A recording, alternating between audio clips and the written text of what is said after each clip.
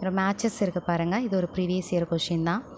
ஜிஸ்யாவை ஒழித்தல், புனித பயண வரியை ஒழித்தல், போர் கைதிகளை அடிமைகளாக வைத்திருத்தலை ஒழித்தல், பைரம் கான் வீழ்ச்சி.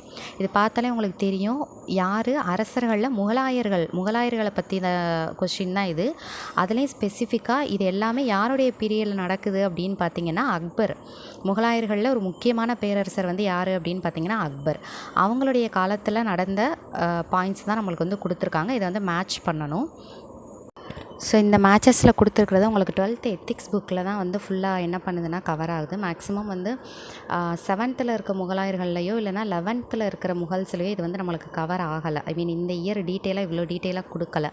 இந்த புக்கில் தான் இருக்குது. இதில் பேரரசுகளின் கொடைன்னு சொல்லிட்டு ஒரு லெசன் இருக்கும். அதில் பார்த்திங்கன்னா ஒவ்வொரு அரசர்கள் பற்றியுமே வந்துட்டு கொடுத்துருப்பாங்க.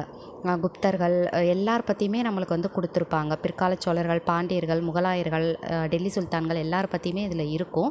ஸோ இதில் தான் நம்ம இந்த கொஷினுக்கான ஆன்சர்ஸ் வந்து இதில் தான் செக் பண்ண போகிறோம். இதில் இருக்குது பாருங்கள்.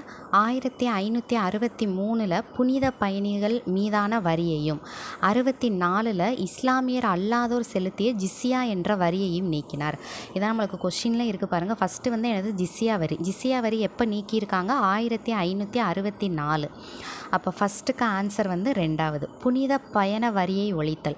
அது எப்போ? 1563 என்ன பண்ணியிருக்காங்க அப்படின்னா ஒழிச்சிருக்காங்க. ஸோ இந்த பேசிஸில் பார்த்தீங்கனாலே உங்களுக்கு ஆன்சர் ஃபஸ்ட்டில் இருக்குது.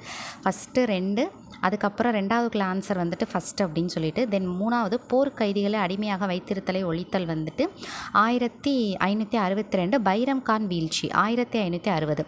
இந்த பைரம் கான் அப்படின்றவங்க யார் அப்படின்னு பார்த்தோம்னா அக்பருடைய ஒரு பகர ஆளுநராக இருக்கக்கூடியவங்க. அதாவது அக்பருடைய காப்பாட்சியாளராக இருந்தேன்னா அக்பர் வந்து ரொம்ப சின்ன பையனாக இருக்கையில் ஆட்சிக்கு வந்து வந்துடுவாங்க.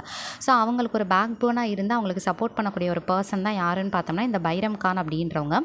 பட் இவங்க வந்து என்ன பண்ணுவாங்க அப்படின்னா அக்பர் சின்ன பையன் அப்படின்றதுனால இவங்க கொஞ்சம் ஓவர் அட்வான்டேஜ் எடுத்துக்கிறது மற்ற யாருக்குமே பிடிக்காமல் இருக்கும். மற்ற அமைச்சர்கள் அந்த அவங்க ஆட்சியில் உள்ளவங்க யாருக்குமே பிடிக்காமல் இருக்கும். ஸோ இவங்களை எப்படா வந்து நம்ம ஒழிக்கலாம் அப்படின்றதுக்கான ஒரு நேரம் பார்த்துட்டு இருந்த அக்பர்கிட்ட வந்து என்ன பண்ணிடுவாங்க அப்படின்னா இவங்களை பற்றி தப்பாக சொல்லி இவங்களை வந்து ஒரு கட்டத்தில் வந்து கொலையே என்ன பண்ணிடுறாங்கன்னா செஞ்சிடுறாங்க.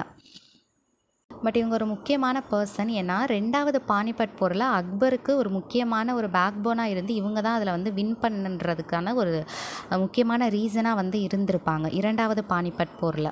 போர் வந்து எப்போ நடக்கும் அப்படின்னு பார்த்தீங்கன்னா 1556. உங்களுக்கான ஒரு கொஸ்டின், 1வது பானிபட் போர் யாருக்கும் நடக்கும், எந்த வருடம் நடக்குது அப்படின்றத கமெண்ட்டில் சொல்லுங்கள்.